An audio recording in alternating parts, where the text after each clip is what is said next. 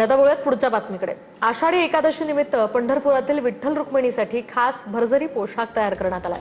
मुख्यमंत्री देवेंद्र फडणवीसांच्या वतीने हा पोशाख अर्पण करण्यात येणार आहे। विठ्ठलाला लाल आणि भगव्या रंगाची भरजरी वस्त्र परिधान करण्यात येणार आहे, तर रुक्मिणी मातेला मोरपंखी रंगाची जरतारी पदर असलेली आकर्षक पैठणी नेसवण्यात येणार आहे। तुषार भोसले यांनी विठ्ठल रुक्मिणीसाठी हा खास पोशाख तयार केलाय।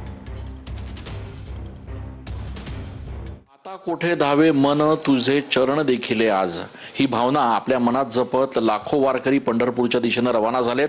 आषाढी एकादशीच्या निमित्तानं विठुरायाला आणि रुक्मिणी मातेला जो पोशाख घालण्यात येणार आहे, त्या पोशाखाचं हे प्रथम दृश्य आपण TV 9च्या माध्यमातून बघत आहात।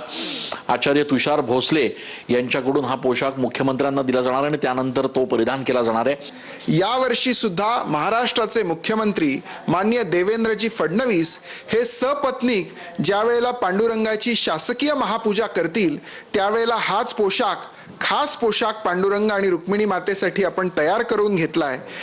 माननीय मुख्यमंत्र्यांनीच लाल आणि केशरी रंग आम्हाला सुचवले होते आणि त्यांच्या निर्देशानुसारच या दोन रंगांचं संगती असलेला हा खास पोशाख आपण तयार करून घेतलाय।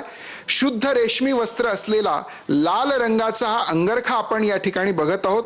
हे संपूर्ण नक्षीकाम आपण यावरती केलेलं आहे। हा पांडुरंगाच्या अंगरख्याच्या गळ्याजवळचा भाग असणार आहे, हे हृदयाजवळचं नक्षीकाम आहे, हे कमरेच्या भोवतीचं नक्षीकाम आहे। कॅमेरा पर्सन आकाश येवलेसह मी चंदन पूजा अधिकारी, TV 9 मराठी।